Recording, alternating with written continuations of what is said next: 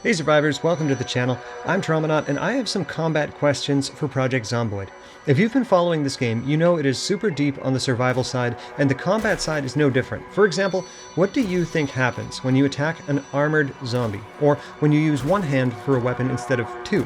What do weapon skill levels actually do for us? Or what happens if our character is panicked or suffering horrific wounds on their fighting arm? To get some hard answers on how the math works here, I unpacked the game code and I tested everything I could find about the damage calculations in Project Zomboid.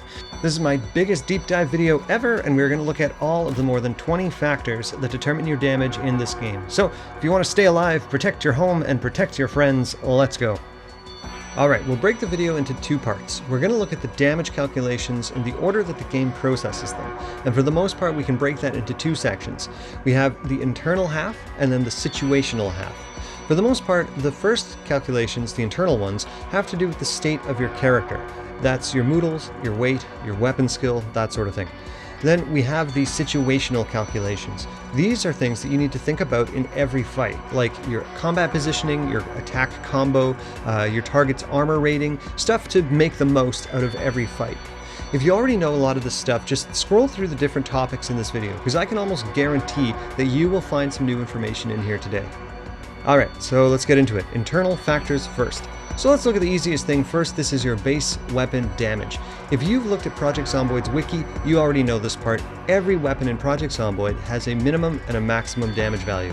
Easy enough, the game randomly chooses a starting value from within that range every time you make an attack. Now, step 2 is pretty cool. Let's call it your big Bruiser Bonus. If you attack with an axe, a spear, or a long blunt weapon, and you have at least 3 levels in that weapon skill, you will get a 10% extra damage boost right here.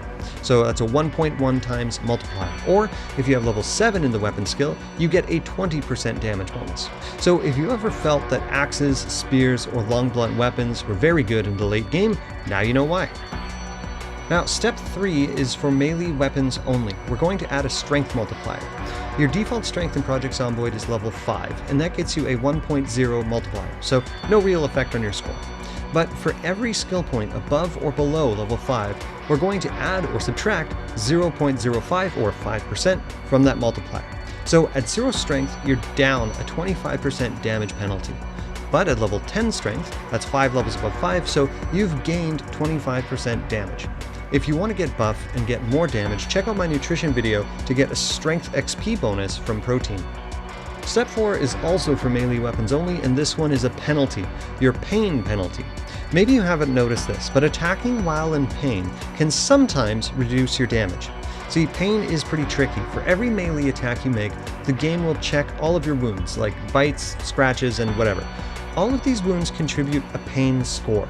The game's going to look at your total pain score, but only for your right upper arm, lower arm, and hand. If you're using a two-handed weapon, it's also going to use the pain from your left arm and left hand. Now, there's a lot more going on here after this, and I'll make a separate video, but basically your arm and hand pain can reduce your damage by up to 97%. And what's worse, the pain moodle is not helpful here, because it shows you your total body pain, and your damage is only affected by the pain on your arms and your hands, so you gotta keep track of these wounds by yourself. But here's some tips. Remember that you can reduce pain with painkillers or alcohol. Check out one of my alcohol videos for more about that. And bandaging your wounds will also reduce pain in some cases, but this only applies for bites and stitches. But if you bandage those, you can reduce pain by 50%. Of course, you can also ignore your entire pain penalty by using guns, because the pain penalty is for melee only. Alright, after the pain penalty, Project Zomboid will look for your weight penalty. Now, I don't know if you noticed this already, but the weight penalty is actually bad for your melee weapons as well as your firearms. You really can't escape it. So if you have the underweight trait, 70 kilograms or less, you lose 20% on all damage. At very underweight, which is below 60 kilos, you instead lose 40% damage. And if you are emaciated at 50 kilograms, you're losing 60% of all your damage. This weight penalty is absolutely brutal, but you can watch my Project Zomboid calories video if you want to keep up your weight and prevent this penalty. Now for step 6, the game code has what it calls the super attack multiplier. This is a 5 times damage multiplier, but I gotta be honest with you, I have no idea what this is. I couldn't find how the code uses this, and I saw no way to actually trigger it. I think this is some unused code at the moment. It might be an old feature that got dropped, but drop some comments if you have any ideas about this. Step 7 then is the Panic Penalty. Panic is bad for lots of reasons, but as far as damage is concerned, it actually works differently for your melee weapons and firearms. If you have a melee weapon, your Panic Penalty doesn't start until level 2. Level 1 Panic by itself doesn't do anything, but at level 2 you will lose 0.1 damage for every panicked level. So you lose 0.2 at level 2 or 0.4 at level 4. Then for firearms, the Panic Penalty doesn't start until level 3, but at level 3 Panic, you reduce your damage by 0.2 per level. So you lose 0.6 damage at Panic 3 or 0.8 damage at Panic 4. That means Panic is twice as bad for firearms compared to guns. But here's something cool. If you have 6 or more levels in aiming, you'll ignore this penalty completely with firearms. So if you have high aiming, guns are a safe bet even when you are highly panicked. And keep in mind that the Panic Penalty is not a multiplier. It is a flat reduction on damage. So if your weapon only deals like 0.8 damage and you're losing 0.4 due to panic, that's really bad. So it's better to use heavy hitting weapons with stuff like 2.0 damage if you're panicked, because then losing 0.4 from your panic isn't that bad. Remember too that beta blockers or alcohol will reduce your panic, so keep those on hand for big fights. Step number 8 then in the Step number 8 in the damage formula is the Stress Penalty. This comes from your Anxiety Moodle. This counts for melee and ranged weapons, and it doesn't start until level 2, so level 1 stress has no effect on damage. Otherwise, you reduce your damage by 0.1 for every stress level. Again, this is not a multiplier, so small damage weapons might be losing maybe half of their total damage, whereas big damage weapons will feel less affected here. Step 9 now is super special. I call it the Salvation Step, and this tries to set your minimum damage at 0.1. So stress, panic, weight, pain, and the strength penalties should not be able to completely nerf your damage. But weirdly, if your damage is exactly 0, you don't get salvation. So you do need negative damage or slightly below 0.1 in order for salvation to kick in. Step 10, this is the Stomp Effect, and this is a very positive one. Thanks to the Stomp Effect, you can probably get out of a bad situation if you just stomp it out. Stomping completely resets the damage calculation, ignoring strength, weight, panic, pain, and stress penalties. Stomp uses a special damage calculation, and it works like this. You get a random base damage value from between 0.7 up to 1.0, then add 0.2 per level in strength. So a default strength, 5 strength, that gets you an additional 1.0 damage. Then if you're not wearing any shoes or boots, you will lose 50% of your stomp damage. Barefoot stomps are never a great idea, so go get some shoes. Then if you are wearing shoes or boots, you actually get a stomp damage bonus. This depends on what footwear you're wearing, but for military boots, this is a 2.5 times damage. Sneakers will get you a 1.8 times damage, so usually it's a pretty good bonus. Remember though, you can only stomp a zombie that's on the ground, so it is pretty situational, but you get a big bonus for attacking downed zombies as well, so stay tuned for that because it's coming up in a minute. First, Step 11 and Step 12, these are the last steps of what I call the internal calculations. This is about exhaustion and fatigue, or you might call it endurance and tiredness. You've probably figured this out by now, but both of these moodles are truly awful. At level 1, just one of these moodles will take away 50% of your damage. So even at level 1, they're extremely bad. Then by the time they hit level 4, you are losing 95% of your damage. And in case that's not bad enough, exhaustion and fatigue do stack together, right? All of this stacks. So if you have level 4 exhaustion and level 4 fatigue, you are dealing less than 1% total damage. So you need to take exhaustion and fatigue very seriously if you want to survive in Project Zomboid. My first tip is for you to use guns. Ranged weapons will ignore these moodles, so if you really need to, you can lock and load your way out of trouble.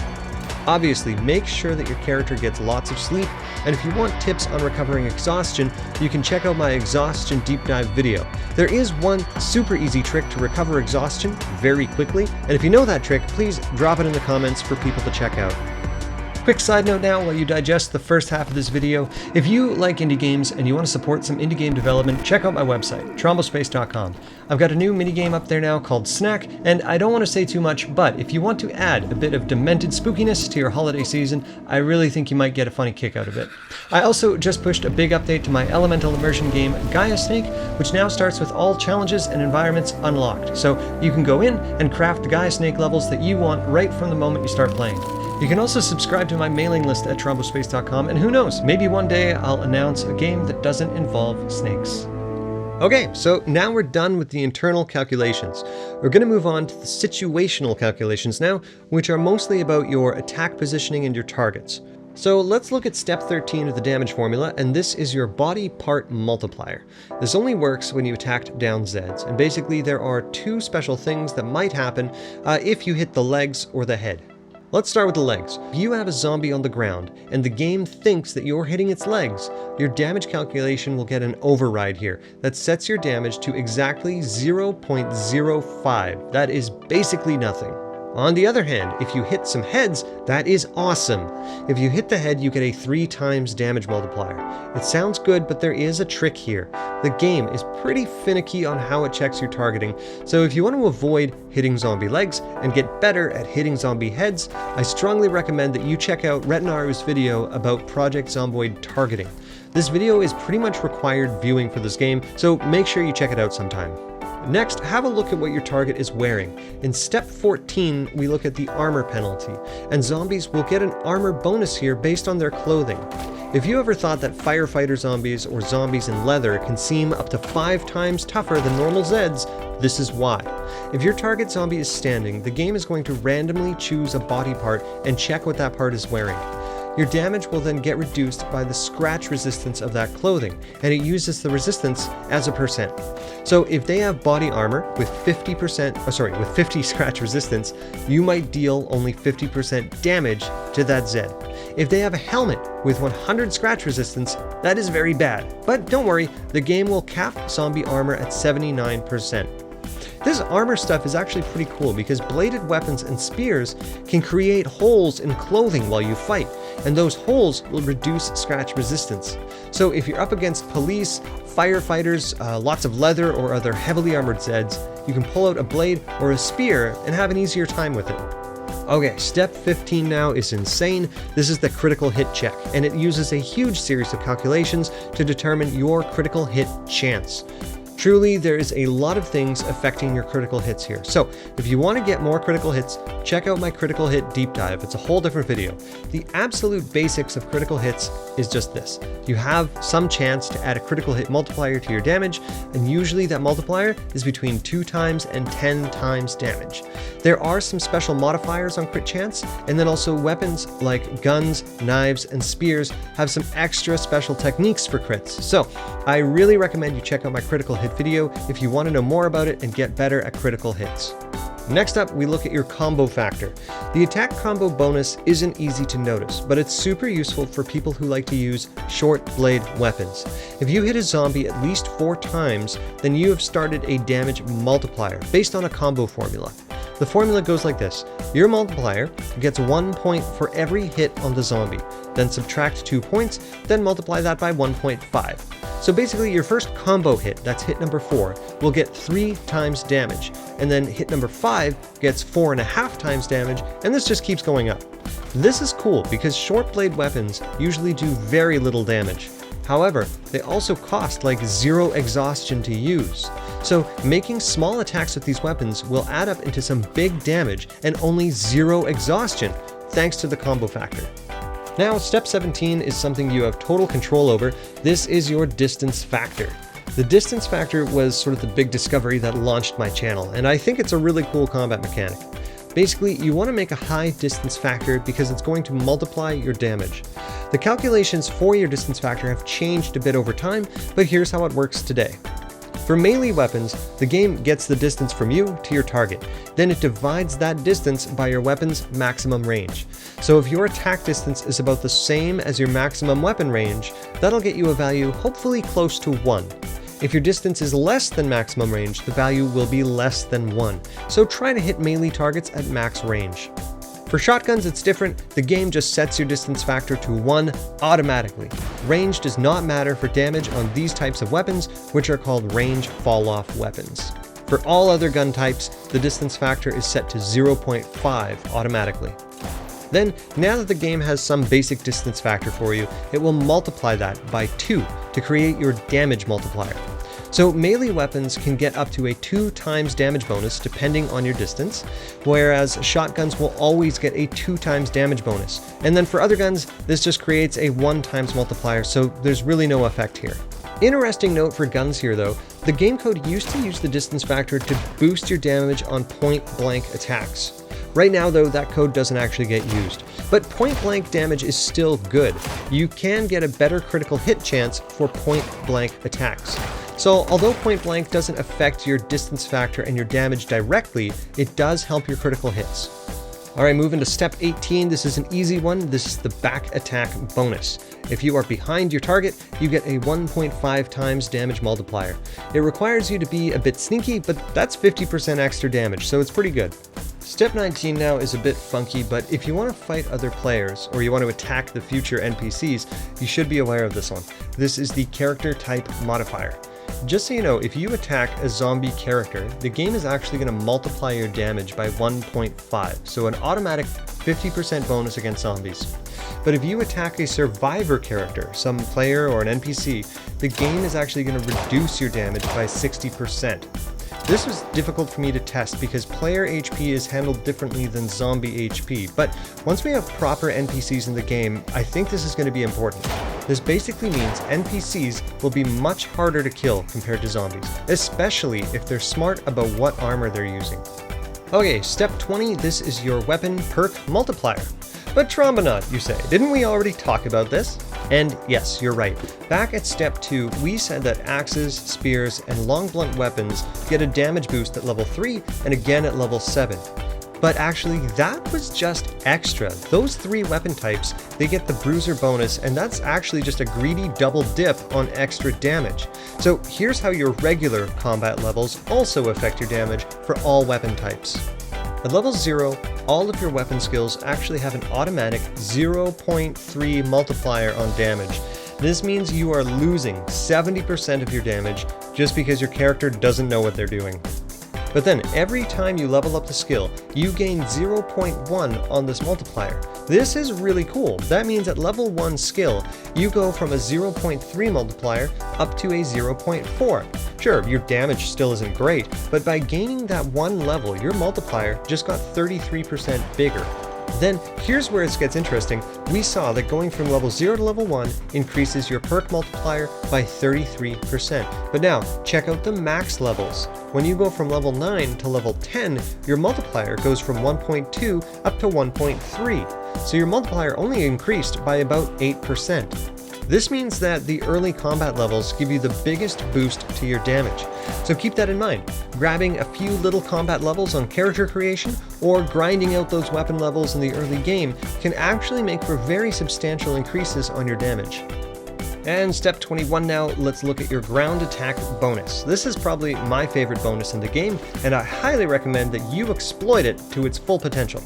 If you attack a zombie that's down on the ground, the game uses a bit of a formula here. It's going to multiply your damage by 5 or by your weapon's critical hit multiplier, whichever is higher. So this is sort of like an extra automatic critical multiplier that does a minimum of 5 times damage, which is amazing. And yes, this does stack with normal critical hits. But let's make it even better. Remember how we talked about the body part multiplier back in step 13? We said if you score a headshot on a downed zombie, that would be 3 times damage on that attack. But now, that 3 times multiplier is getting multiplied again by this ground attack multiplier. So a head attack on a downed Zed actually gets you a 15 times damage multiplier at the end of the day. You cannot pass this up. So, if you want to get Zeds on the ground and score these big bonuses, check out this fence fighting video from PZB, because fences are going to help you get those Zeds on the ground. Okay, our next step is easy. This is your two-handed weapon penalty. For step 22 here, the game checks to see if you have a two-handed weapon. If you are using a two-handed weapon, but you equipped it in only one hand, you're going to lose 50% of your damage. So make sure you use two-handed weapons properly, because a one-handed weapon will almost always do more damage than a two-handed weapon that's only in one hand. So now you see how damage works, and while it's all fresh in your mind, tell me what you think. Did anything stand out to you as surprising or unusual? Did you have a hard time believing anything here, and maybe do you want to see some follow-up testing on any of this? Does any of this go against your intuition or your experience with the game? Make sure to subscribe if you want to see more Project Zomboid science, and if you want to get involved or support in other ways, you can join me in my Discord server or check out my games at trombospace.com. Good luck in the End Time Survivor, and thanks for watching.